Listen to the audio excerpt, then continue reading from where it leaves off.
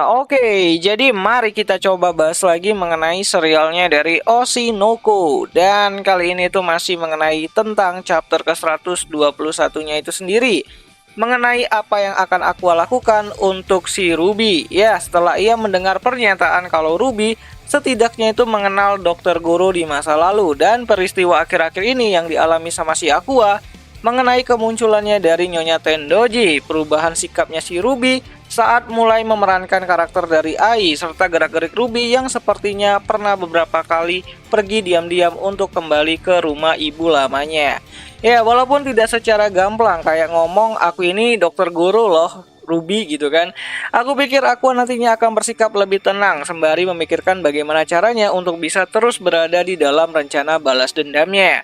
Ya, tentu saja Aqua harusnya bisa langsung menanyakan terlebih dahulu dari mana Ruby mendapatkan gantungan kunci Ai tersebut. Dan alasan kenapa Ruby bisa menangis setelah pulang ke rumah dan kemana ia pergi sebelumnya. Ya, walaupun Aqua bisa saja memenangkan taruhannya dengan langsung mengatakan kalau dia adalah Dr. Guru ataupun Guru Sensei dan meminta Ruby untuk bergabung ke rencananya. Walaupun aku yakin kemungkinan tersebut itu sangatlah kecil. Mengingat Aqua sejauh ini tuh tidak pernah sedikit pun berniat untuk memanfaatkan ataupun melibatkan Ruby di dalam rencana balas dendamnya. Bahkan ia bertujuan untuk Ruby itu bisa hidup dengan tenang dan layak gitu kan, seperti adik perempuan yang normal pada umumnya. Dan aku pikir apa yang akan terjadi nantinya pada chapter ke-122-nya itu sendiri akan bergantung kepada sikap dari si Ruby itu sendiri.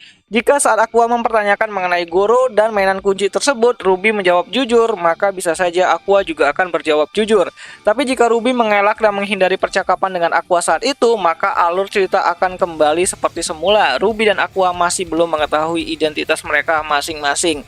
Dan si per Aqua Ruby harus lebih banyak-banyak bersabar lah gitu kan. Nah, mengingat posisi Ruby saat ini tuh sedang marah ya kepada si Aqua, dan Ruby juga sedang mengalami masalah krisis identitas dirinya sendiri. Oh ya, sedikit informasi kalau apa yang dimaksud dengan krisis identitas itu adalah proses di mana seseorang itu mengalami keraguan di dalam dirinya, di mana orang tersebut itu akan sangat sulit dalam mengenali dirinya sendiri, seperti selalu merasa untuk apa dia hidup selama ini, apa yang ingin dia lakukan nanti ke depannya, dan tidak bisa memilih mana yang terbaik untuk dirinya sendiri.